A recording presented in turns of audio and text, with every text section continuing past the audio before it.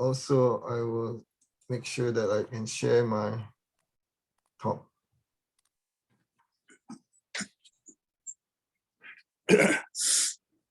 Okay, can you see Hunduke 05 repentance? Yeah. You can see, huh? Okay, let us start. Let me stop the sharing and then okay, I sent Brianna recently a link about the account of how a special ceremony take place in the Pantanal, where Satan actually repented in tears. Yeah, Brianna? Yeah, it was a very moving article. Okay. And also I found it a more expanded version of the article in not an independent site, but in another of our church website. So if you're interested, I will send you the PDF and the link. Oh yeah, I would like it because the part where he was actually repenting was not so long. I mean, it wasn't the main part of the article, so I definitely would like to read it. Yeah. Okay, let's move on, and I will start the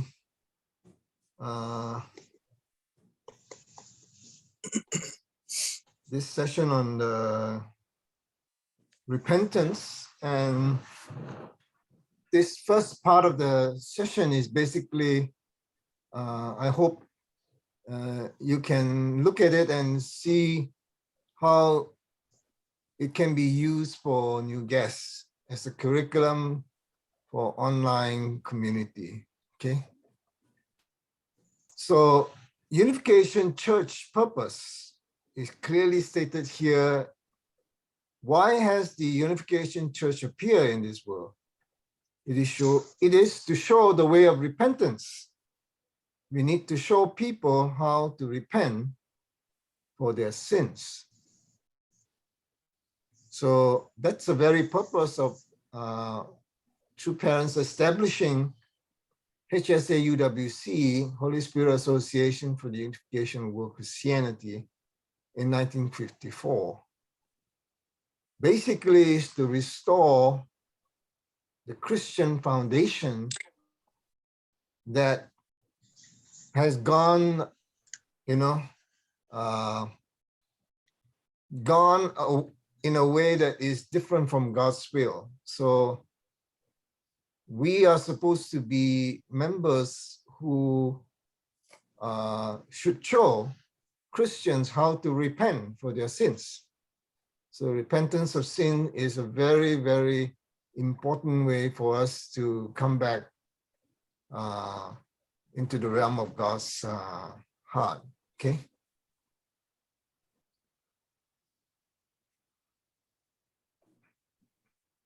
Can you hear me? My internet connection seems to be a little bit unstable. Yeah. Okay, we move on to the... You're kind of fuzzy. Fuzzy? You're going in. But yeah. Can you hear me? Yes. Yeah.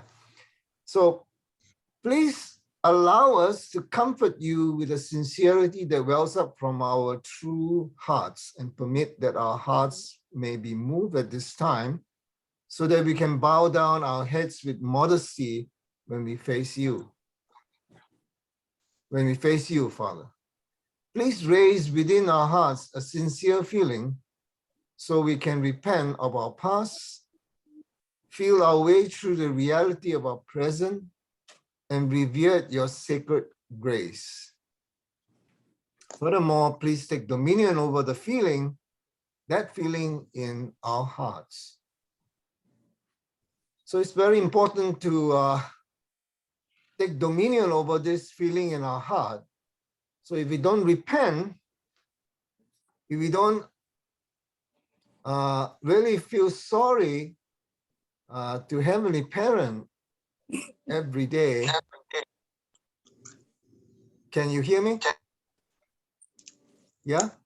If we don't feel repentant, then we cannot feel this grace that is coming from Heavenly Parent.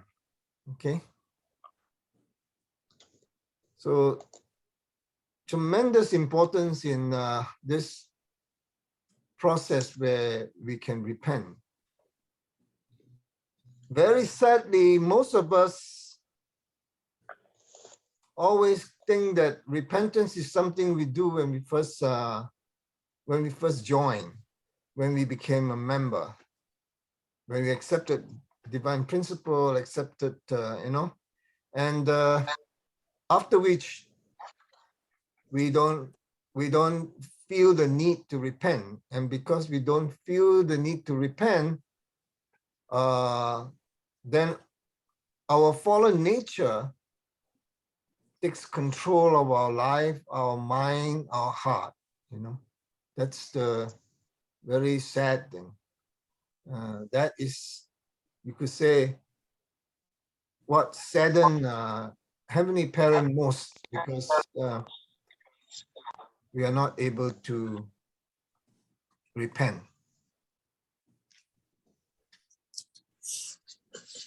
Most people's lives vacillate back and forth between good and evil, between a public life and a self-centered life. They often end up falling into a self-centered life, but if they continue that way, they are destined to perish. Therefore, from time to time, they repent of their self-centered past and then strive once again to live a public life, biting their teeth. So our life of faith is like a roller coaster. Yeah, a roller coaster. And repentance is what will bring us out so that we can go up, And before we go down again, we should again repent.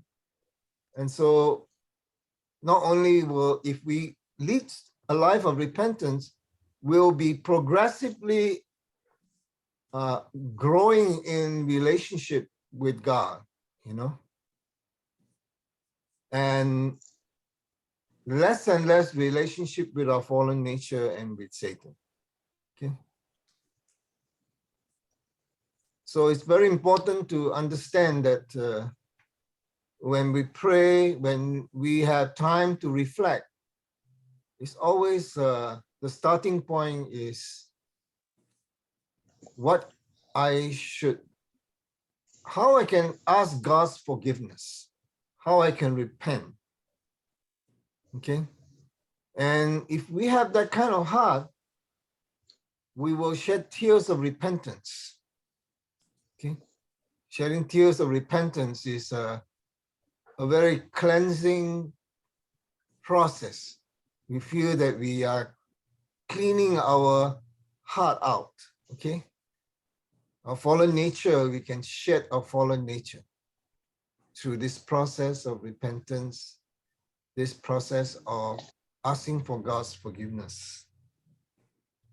So not only we should repent for our own sin, but we should shed tears. And there are two kinds of tears of repentance that we should shed.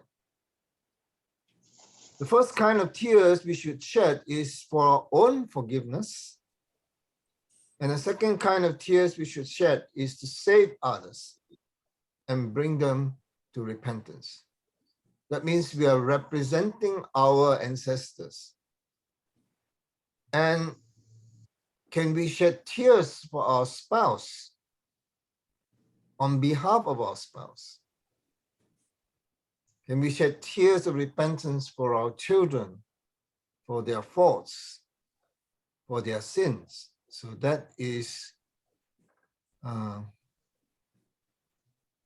what we really need to aspire to be able to not only repent for our own sins with tears, but also repent for ancestors and for our loved ones, our spouse and our children. I will go on. We always say that, well, we should ask for God's forgiveness. But we should not only ask for God's forgiveness, but we should ask for forgiveness because we have violated the heavenly law. That's the first level, at least. We should aspire to really ask for forgiveness because we hurt Heavenly Parent. We violated the heart of Heavenly Parent. We violated the heart of our loved ones. We hurt our spouse, our children. Father, please forgive me for having destroyed the heavenly order, for having violated the original relationship with Thee, for having violated relationship with other people, for damaging the creation, and for all other sins that I personally committed, especially violations of the heart. If you make such repentance, receive God's forgiveness, bring victory and gains God's approval, then everything will be solved. Heaven is looking for individuals who make such repentance.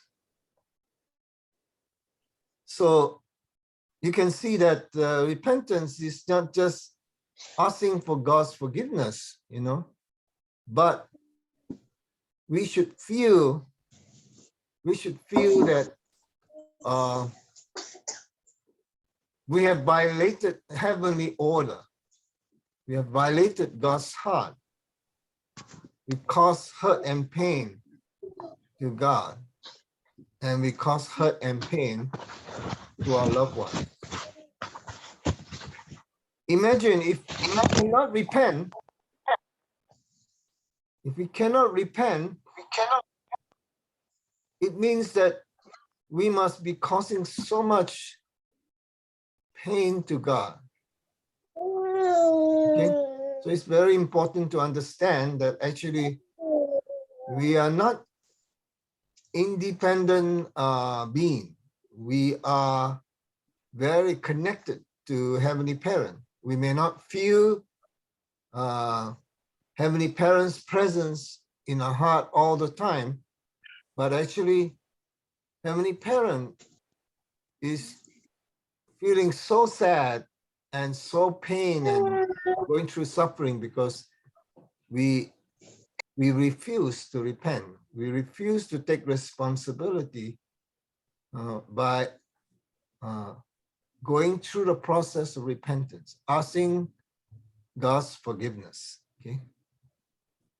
Now I'll move on in terms of repentance for those who have a spouse. Okay. You receive the marriage blessing, but struggles between blessed couples are usually more intense than normal couples. When a true husband or a true wife encounters difficulties, he or she does not weep and complain because of that terrible husband or because of that terrible wife. I'm ruined. Instead, they weep repentant tears, saying, because I was lacking in devotion, I could not make my husband happy, or I could not make my wife happy.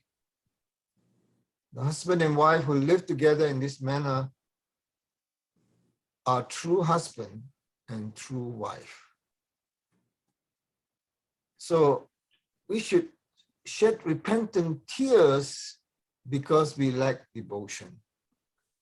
So as we said, a lifestyle of attendance and a lifestyle of devotion is very, very necessary, you know, in order that we can transform our heart from resentment to affection. And how do we do that attendance? How do we attend to our spouse?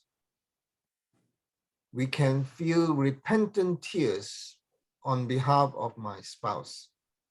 Yeah. So very different from trying to shed tears for ourselves. We talked about that in one presentation in the past. Okay. So one last one. Until the very last moment of your life, you should be repenting. You must not leave the earth without doing it. So repentance, it should be a way of life for us to return back to the realm of God's heart so that God can embrace us, so that we can feel the grace of God, the love of God, that really God really cares for us. So if you really repent and try every day to repent, you know, we will definitely, I can say that for sure, very definitely feel that God cares for us. God is very, very concerned of us. And then we can feel that God forgive us.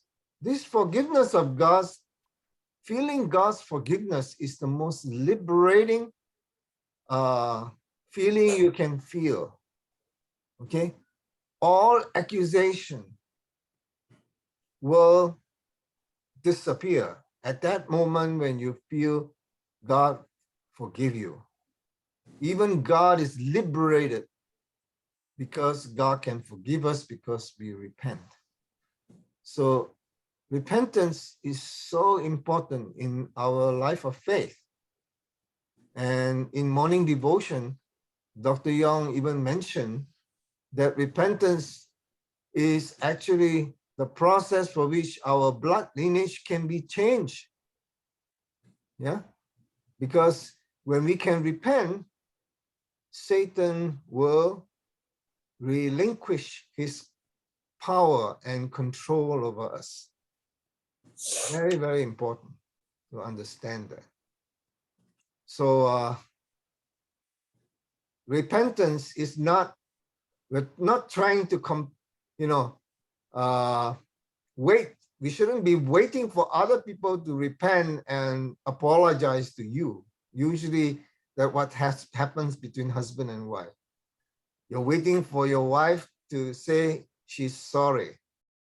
And she's waiting for the husband to say that he's sorry. Because we are so much into I'm right and you are wrong. Isn't it right? We are always so self-righteous. Because we are so self-righteous, we cannot repent. You know, we cannot repent for others as well. So that's the fundamental problem of self-centeredness, arrogance. And we all have that fallen nature. And that makes God so sad because God wants to embrace us, wants to forgive us, but we cannot repent, or we refuse to repent, or we refuse to say that I'm sorry. So the moment Satan becomes repent, there's no more Satan. But unfortunately, there is a bigger Satan. You know who that bigger Satan is? M-E, me.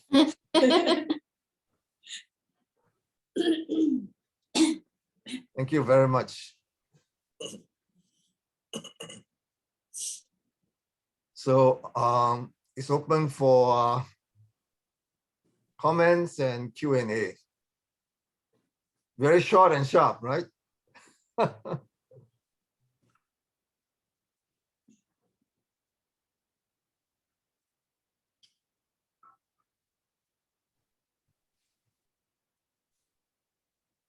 Let me ask you, or rather you should ask yourself, when's the last time you say sorry to Heavenly Parent? When's the last time you say sorry to your loved ones? Long time ago? If you say it's long time ago, then we need to restart our life of faith. Maybe we should humble ourselves down and again ask ourselves, what is it that I am sorry about to God and to my husband or to my wife or to my children?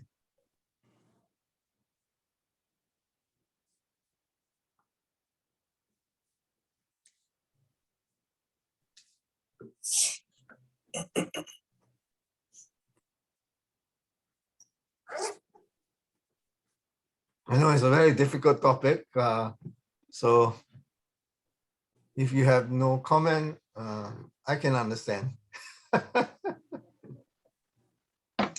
Can I ask something? Definitely. How do you know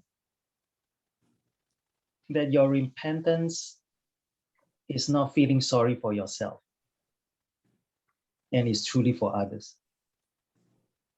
Because even though you feel sorry, I don't know, I just feel, to be honest, even that, I think I asked a while ago, like there's a difference, right, between self-accusation and repenting, right? So repentance, the result should be, like you say, you feel God forgive and be liberated.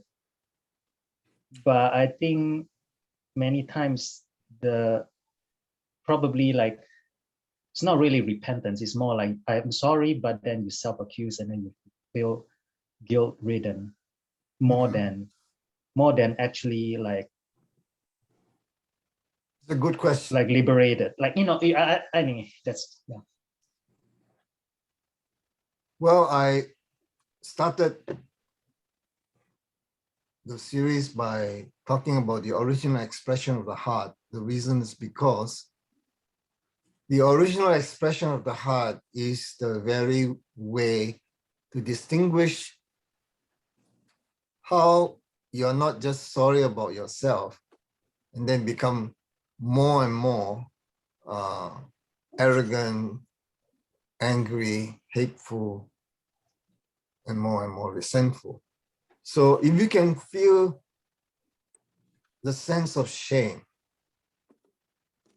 if you can feel tears, in the beginning, having physical tears may be very difficult. But if you feel that you're shedding tears in your heart, if you dream that you are shedding tears, then the shedding of tears physically will come. Especially men, they don't shed tears so easily. So for me is that, if I'm truly sorry, if I'm truly repentant, I will dream of crying in my dream. This is my personal experience. And for women cry so easily. So then how do you know? How do you know that you're not crying for yourself? Actually, I'm not a woman, so I will not be able to answer that question. Someone else will have to answer that question. But if you ask me, well, I can say I can think about it and I can figure it out in some way. Those who have this kind of experience, who are women, not men, okay? You should share. I would say that if you can smile at someone that caused you so much hurt and pain also, and you feel so sorry because that person, but you can smile and give some comfort to that person and to God. That's also a way to show that you are truly sorry and repentant. Yeah.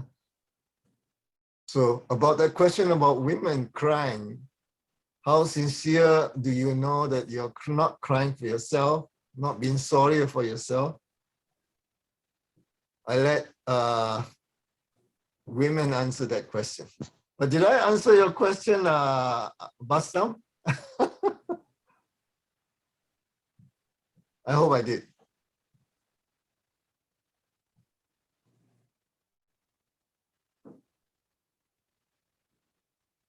Yep. Okay.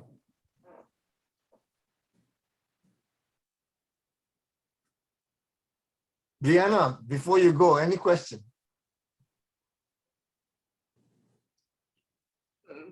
Question.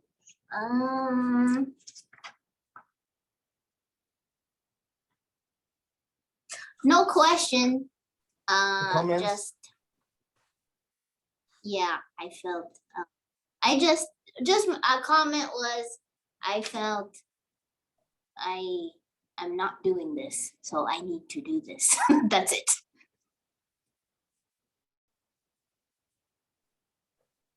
You're very honest. Thank you very much.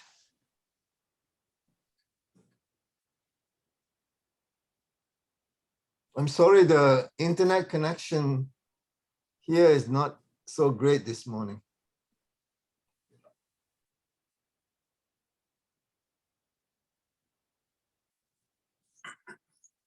Anyone else?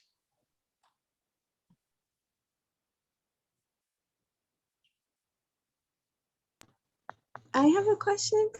Yes, please. Angie. Actually, I didn't attend last. I don't know when you had some sort of session, and my husband and I, well, he saw it, and he had a question that I couldn't really answer. He asked me. He said that you were talking about affection and love the last session. I'm not sure you were talking about, can you hear me? Affection. And I was wondering what is affection, or what, how can you tell, or how can you describe the difference between affection and love in the time of forgiveness when you want to forgive? That's a good question. Yeah. I read a lot about affectivity, affection, and love. It's just a warm feeling in your heart for someone with no expectation to change the person, no judgment, not because you need to love that person, but you just feel this affection for that person. So I don't know whether that answered the question. Yeah, I think so. Yeah. So it's basically the same as love, right? Affection and love is similar. There is a difference because I make the difference. The reason is because love was the cause of the fall. So how do we know whether our love is, Father doesn't talk about love alone. He talks about true love. Yeah. And then when we look at Jesus, Jesus said, you must love God. What is the meaning of loving God? Loving God with all your heart, with all your mind, with all your soul, and then love your neighbor. So here, Jesus is saying that not only must you first have to love God before you can love your neighbor. Whereas Paul, main emphasis is love your neighbor. The Beatles also sing, all you need is love. but love is the cause of the fall, you know.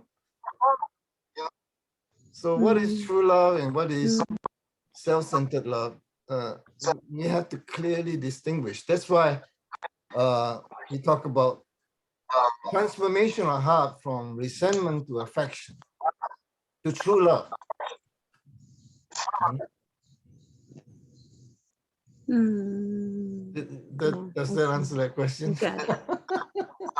Yeah, totally. It kind of puts it into a visible perspective, Yeah. which is nice.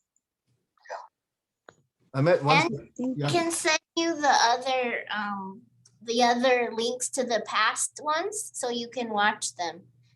Okay. Sorry, this is Angie's first, I think her first time joining us. So Oh, okay. Yeah. Welcome. Yeah, sorry, I didn't even introduce myself, but yeah, thank you so much for Yeah. this. I was cross-examined by Brianna when I gave this presentation, and she thought that because I come from the East don't emphasize love so much. West talks about love all the time, and yet Mhm. they cannot feel love, they cannot love others, you know. So what's the point of talking and aiming for love when we cannot love and cannot feel love, you know? So that's why I try to avoid using the word love, because That is very true. I agree. Actually, when you mentioned that point about resentment in the last session, I'm not sure when, mhm. I really felt like that was really true to heart when you mentioned that you cannot start by thinking about love, but rather, what was it, like forgiveness? And I thought that was really powerful because many times we want to love the person, but we can't. So we need to think about forgiveness first, maybe. And that was really good. Thank you for that. Oh, thank you. I kind of felt liberated personally. Oh, okay. It's like I have something into to get to true love. But yeah, Okay, thank you. thank you. So we should focus on attendance. We should focus on Cheongsam, making sincere devotion. Hunduke, reading Father's words, through the Bible, attending others, attending my husband, attending my wife.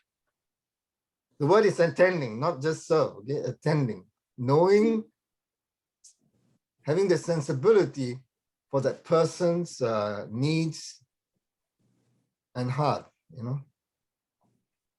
that will bring affection, okay?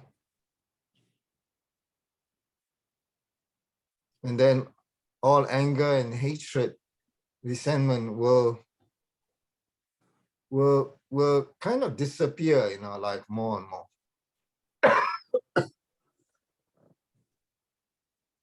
I'm speaking from experience, not from my intellect, okay?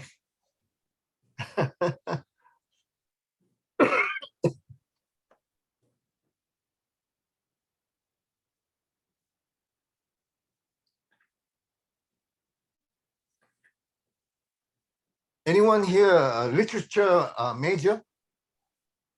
English literature, English major? No, huh? No, huh? Some of the best literature in Western, in English, talks about this inability to love. Yeah. Or love your enemy. oh. Yeah. Okay.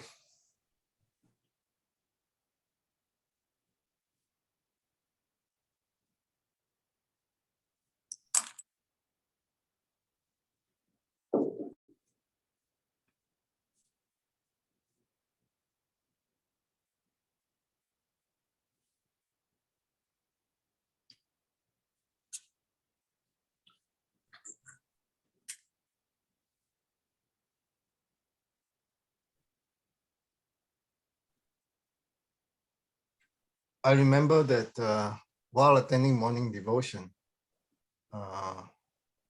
Dr. Young mentioned something that I didn't realize. When Chinese or Asian people meet one another, especially Chinese meet one another, the first thing greeting is what? Have you eaten? Right? You know why? Because Chinese people were starving most of the time. So asking someone whether you've eaten is the politest thing you can do. Okay. Then Koreans, how do they greet one another? This is really amazing, this understanding of Korean people.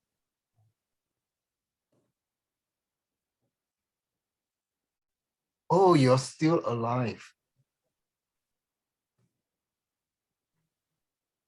Because Korea was invaded so many times. Everyone's life is always a sacrifice. So much so that when they meet one another, they're so happy that you are alive, that they are alive. So very different understanding about how you show concern towards one another, right? How do young people greet one another nowadays? I don't know.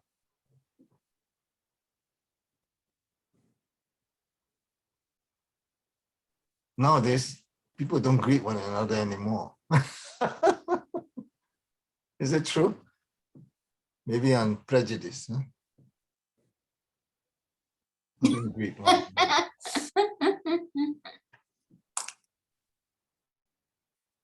Definitely not that deeply. Yeah, I don't know.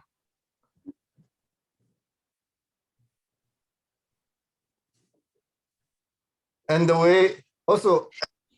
way we say thank you also in different cultures is different, I come from a little bit of Muslim background, and the Malays, when they say, thank you, they're saying, please receive my love.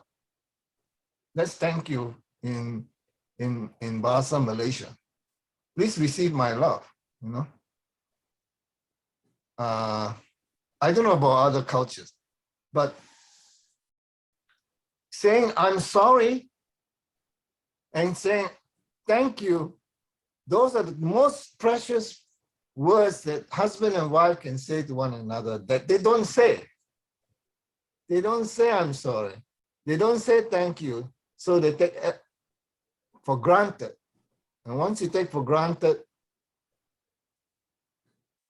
anger, hatred, resentment becomes the order of the day. This is speaking from own personal experience.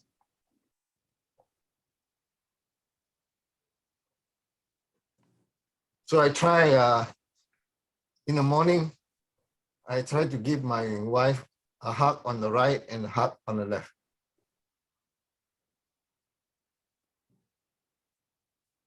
And at the end of the day, I hope I can still hug her or she can hug me. Yeah. Very important.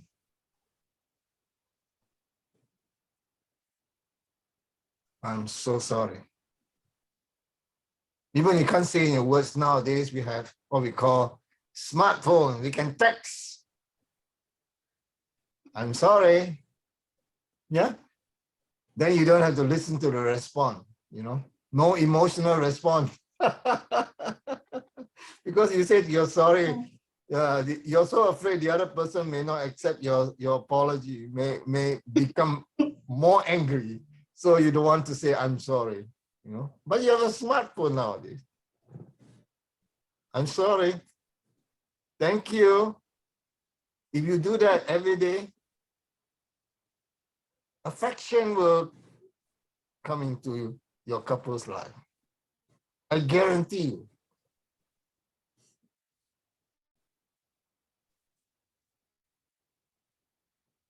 Dr. Young always say, oh, it's a very precious advice, you know.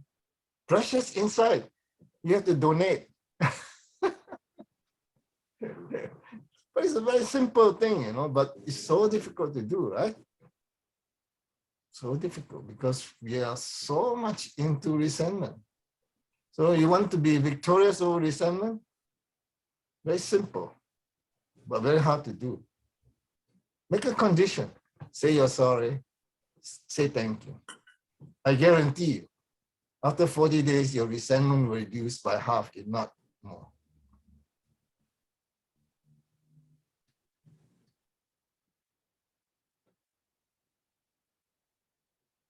And then young guests coming to us, they have resentment towards their parents, without exception. Without exception.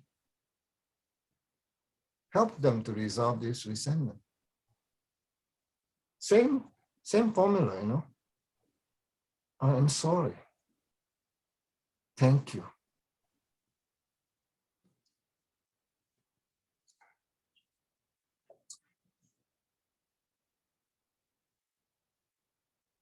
Those who are adopted, more reason why you should say more, I'm sorry and thank you. Those who are not loved by their own parents, more reason why you say, I'm so sorry. Thank you. You know why? Because we are all orphans. We don't know that God loves us. We are orphans, you know. And you know very well, orphans are usually very resentful by definition. Yeah. So this morning I talk more. Okay, any last comment before Biana has to rush off to take care of her guests? I'm happy to hear that Makiko-san and CUP members are visiting your center. Thank you. Yeah, we're excited.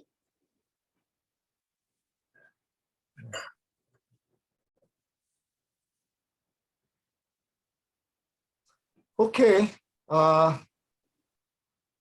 shall we then adjourn to next week? Next week we'll talk about forgiveness. Okay, great. Thank Sounds you. good. Thank you. Bye-bye. Thank you. Thank